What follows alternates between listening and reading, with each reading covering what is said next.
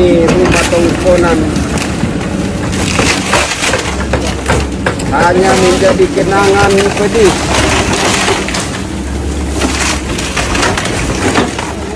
Eksekusi tongkonan Kak Pun di Kabupaten Tanah Toraja, Sulawesi Selatan berakhir ricuh pada Jumat 5 Desember 2025 lalu.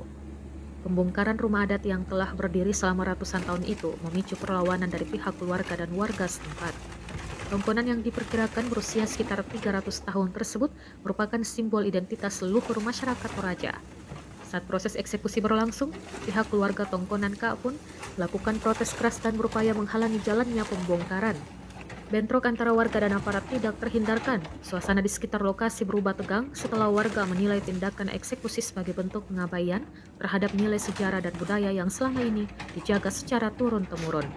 Tak hanya satu bangunan, eksekusi ini juga berdampak pada sejumlah bangunan lain di kawasan tersebut. Tercatat sebanyak 3 tongkonan, 2 rumah semi permanen, serta 6 lumbung padi atau alang diratakan oleh alat berat dalam proses tersebut. Di balik puing-puing bangunan, kesedihan mendalam dirasakan oleh masyarakat. Hanya menjadi kenangan pedih yang tak terobati sampai turun-temurun. Kejadian tanggal 5 Desember 2025. Sebenarnya bukan bangunannya. Tanya apa yang umur bangunan atau iya. Biar disendai cuma awal sejarahnya na rampun DTM atau tongkonan.